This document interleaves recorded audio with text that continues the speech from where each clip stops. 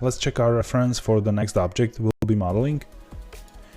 And there'll be this spray can. So we'll be again creating more of a smooth object, and there'll be one more technique that you will learn.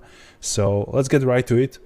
And as a base for the object, I will not choose a cylinder like before, but we'll start with a simple circle. So let's press Shift A for adding a new object and go to the mesh, and let's select circle. So you probably barely see this, but there's a circle there in the scene.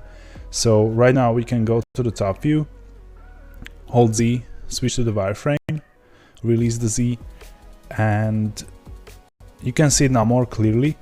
And since we didn't move it yet or click anywhere, you should still be able to modify the properties of this circle right here. So click in the vertices input and insert 24. We don't need that much of a detail there, and let's just move it in place. So if we check this tab, it's somewhere on the level of the R here and on the level of the brush. So let's press G and move the circle right here, and you can see this orange dot, that's the origin point, so that'll be the center. Now just left click to confirm. We can press tab to go into the edit mode, and if you want to see vertices more clearly, you can switch to vertex select. So just press 1 to see them. And now I want to scale this, so press S and scale this down, so something like this. We can additionally tab out, press G and move it more in place, but you can always do that later. We can now rotate the scene with the middle mouse, zoom in with the mouse wheel, and hold Z to switch back to the solid view. And I'd like to talk a little bit about my choice of the base object, that it's not a cylinder but a circle. With this other object, you can see they have an origin point in the middle. So if you look here, the origin point is in the middle, and you might notice it sometimes creates some problem when you need to place the object on the surface and scale it and stuff. You can see that the scale is happening around that origin point. So if you scale this down, you would see that it's like a floating above the background object. Let me go back here. So if you sometimes want to avoid this behavior, of course, it's easy to switch the position of the origin point or to switch the transformation pivot point, but we didn't get there just yet. And as I said before, sometimes it's good to skip some unnecessary steps and create object in a way that you will use it later. And I think for this type of spray can, it's really beneficial. Let me click here on the circle again. It's really beneficial that the origin point would be on the bottom of the object. So that way, when you scale this, it will always stay placed on the surface you put it on. So that's why I've chosen the circle. But please keep in mind that the circle is just the set of vertices connected by some edges. There is no face there, no polygons. And to actually create or complete a mesh here, you would need to close this up. So you can just press F and you will see the face appears here. Let's move the camera a little bit, and now we can press E to extrude somewhere here, and we can use the bevel tool again to make that rounded shape. So press Ctrl B and bevel with, I think 5 segments will be enough to achieve a shape like this. And now we can do some more loop cuts and create some more structure to this object. So as you can remember, you can do a loop cut by using this tool right here, but there's a shortcut to that, of course. So if you press Ctrl R, that's a shortcut for the loop cut. So Ctrl R, and you will see when you hover over the object, it will show you the places where you can do a cut. And actually I like this use of a cut tool much better than the UI, because when you're, as I said before, when you're using the shortcut commands, you enter this interactive mode where you further modify the behavior of the tool with the mouse and then confirm or cancel the action with the click of a mouse. So I think that's much more easier way to do the loop cuts. So let's just click here, and you will now see you can slide this right away up and down, which wasn't possible by using the UI tool. You would have to use the edge slide tool additionally. So that's basically like a two tools in one here. So let's slide this up a little bit here, and then we can do another one. So Control R, click here, slide this down and confirm with the left mouse button. So we created two new loops, and right now we can go to the face select, so press 3. And as you can remember, you can select the loop by holding Alt and clicking in the direction of the loop. So let's hold Alt and click to the area of this edge here, and it will select this face loop, and Alt Shift left click here to select another one. And we can now extrude this out, and again, you remember the extrude along normals option, and you can do that by pressing Alt E. So hold Alt, press E, and select extrude faces along normals. And if you move your mouse, you can again hold Shift for some fine tuning and just extrude this a little bit like that. We can now rotate the view a little bit and click the top face. Now let's press E to extrude this down a little bit, and I to inset. And now we can press E again to extrude this out. So we are creating this like a nozzle for the spray can.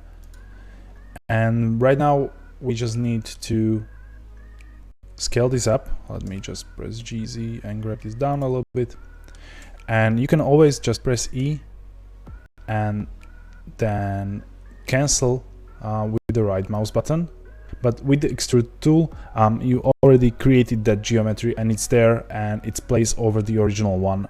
And this is also sometimes a problem when you do accidental extrusion like this and don't know about it. You have these double vertices, and that's why merging the double vertices is very useful practice when you finish the model. But sometimes you can use this to your advantage. So we just press E, right click, and then if you press S, you can scale this new geometry, and you can see it's connected to the original one. And now you can extrude this up.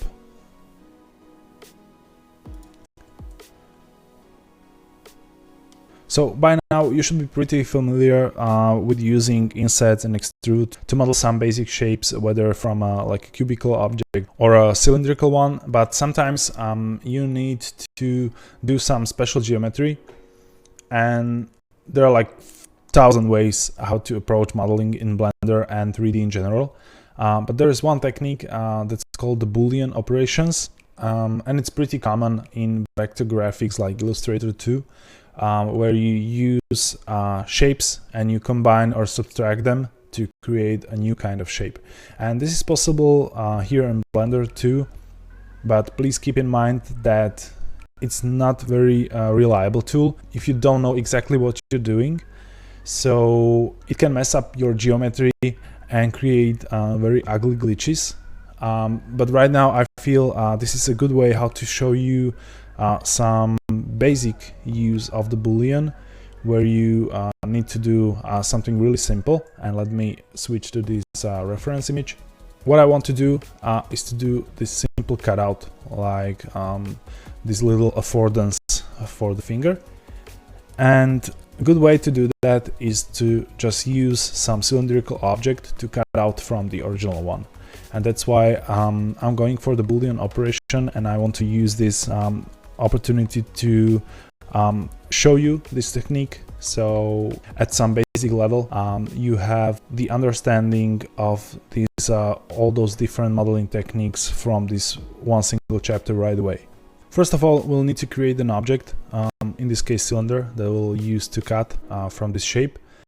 And up until now, we always created objects in the middle of the scene because that's where this 3D cursor is, white and red circle with the cross. And basically that's the place where the new objects are placed.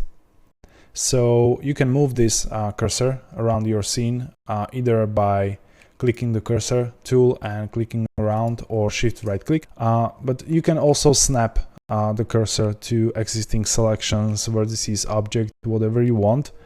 And that's what we'll do because we want the cursor, because we want the cylinder to be exactly in the middle of this n-gon here. So press Shift S to enable snap pie menu, and you can choose the cursor to select it right here. So as you can see, the cursor snaps there. We can now tab out. That's very important. Don't create a new object while in the edit mode of another object until the really thing that you want to do. So press Shift A, add the mesh and a new cylinder. And right away you can see this is a little bit too large and will not be modifying the shape of the cylinder in any way, so we can just scale it in the object mode right away. And now let's look from the side. So press 3 on the numpad or click this X, press R, Y to rotate on the Y axis, and you can enter the numerical value for rotation. So if you enter 90 and enter, you will rotate your cylinder 90 degrees. And now we can scale this up. If you want, you can check this in the wireframe view. So hold Z and switch to the wireframe, press G, Z and move this up. And right now it's about your personal taste, so you can scale this object and move it up and down. You create the radius you want. You can maybe make this really large to have this really subtle cutout. So maybe I will go for something like this, so it's more visible on the illustration. And now we can switch back to solid. So right now we want to cut this cylinder from this object here, and for that we'll use the Boolean modifier. But Boolean modifier behaves in a way that it doesn't remove the cutout object from the scene, and it's still visible and it still can be rendered. Blender doesn't take care of any of this for you, so you have to do it manually. And of course there are add-ons that you can install that will help you streamline the Boolean operations, but that's a little bit more advanced topic, and I want you to see how the Booleans really work. So we're going to do this from scratch, and for that we need to switch the rendering mode here for the cylinder. So if you go to the object data properties and expand viewport display, you can see there's an option to choose display as. You can see textured, bounce, wire and some other options, and this is just how the object is represented here in the viewport, not in the render, in the final render.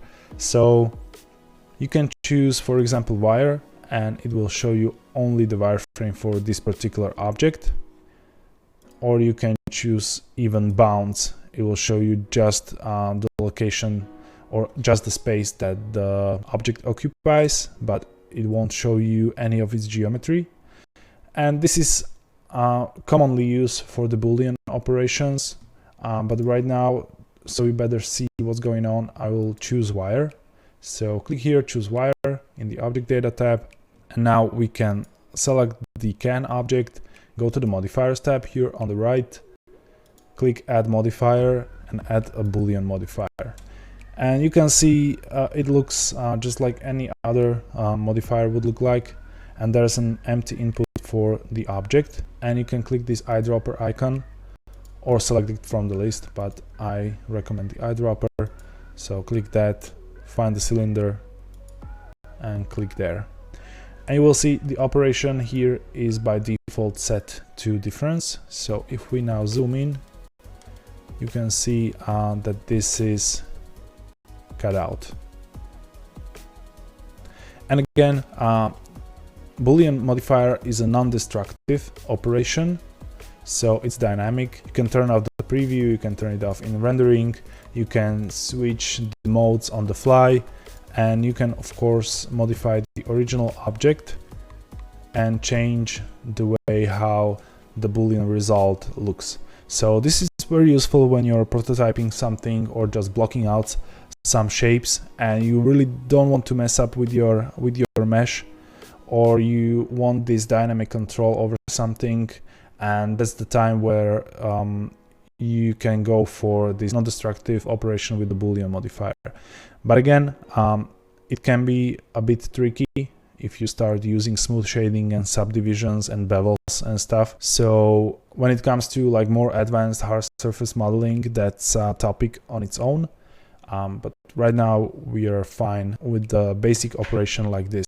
And one more thing, this Boolean object would still get rendered on the final output. So if we go here on the object data tab, once again, and expand the visibility, you can see that there's a show in the renders checkbox, and if you uncheck the viewport, you will hide it from the viewport, and if you uncheck the render, it won't get rendered, and that's something you need to do for the Boolean cutout objects. So let's uncheck this so it doesn't show in the final render.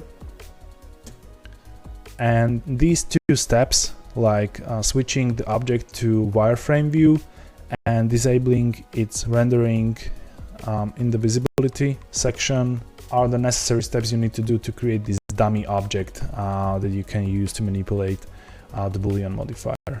But once you have this set up, you can make use of this cylinder more than once. And if we look at the reference image, you can see there's a little hole for the paint. So let's press 3 on the numpad to look from the front. Let's press Alt-D to link duplicate, and Z to move this down somewhere here, and we can scale this like that. But of course, if you look from the side, you will see it got scaled on the X-axis as well. So press G, X, and move it out. Now rotate the view with the middle mouse button, and you can see there's no cutout just yet, because every cutout with every additional object needs to have its own Boolean modifier. Fortunately, modifiers can be stacked up on each other. So let's go to the modifier tab, select the original object, and add another Boolean modifier. So you can see there's the original one and new one here. And again, with the Add Helper tool, we can choose the cylinder to make another cutout there. And now all that's left to do is to make this object a little bit more smooth. So just right click, click Shade Smooth, and enable Auto Smooth. And now if we zoom in, you can see these strange glitches, and you can see that this area here is not shaded smooth. And that's because the cutout object has a flat shading. So additionally, you need to click on this object, right click and shade smooth as well, and you will see it got smoothed out. And here as well, so select this one as well and click shade smooth. But let me get close here. Depending on the size of the cylinder you made, you might see these weird glitches here. And that's the thing I was talking about with the Boolean modifiers. And if I enable wireframe overlay here, I have it mapped to a custom button next to the Z, but you can find it here in the overlays. If you expand this, you will see there's a section geometry, and you can enable a wireframe, or you can right click here and change shortcut, so you have it mapped to some key, and you can then easily turn it on and off again. And right now you can see this mesh can be a little bit messy, and it can create these like weird triangles and stuff, because there are a lot of angles in place. So the way to get rid of this is basically just to tweak the object right now. And of course you can make this better later by applying some bevel modifier, but again, the hard surface modeling is out of the scope here. So right now we'll just try to fix this by scaling and moving the Boolean object. a little bit. So let's scale this up, and you will see how the geometry reacts to your changes. And if you move this on the Y a little bit, you can get like new results. And we won't get rid of the glitches altogether, but these are a little bit more subtle, and I think they really will be almost invisible on the final illustration. And one last thing to do when you have a Boolean object like this is to parent the Boolean operators to your original object, because if you move your original object, you can see the Boolean object stay in place.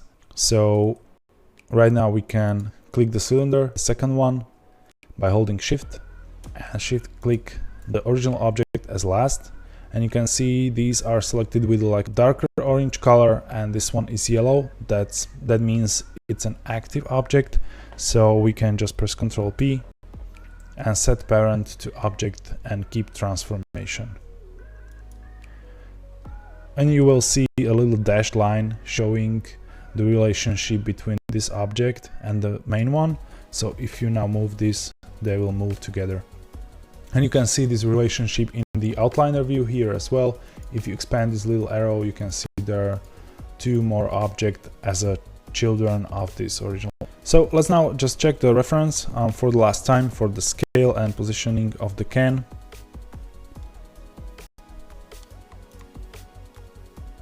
And we can press G, and if you remember, Shift Z is for locking the Z axis, so you can move it in place.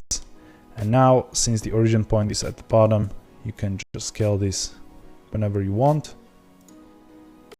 and it will stay flat on the background. So that's for the modeling of the objects. Right now we'll just move on and create these paint puddles, and then it's all about the lighting, the camera, and rendering.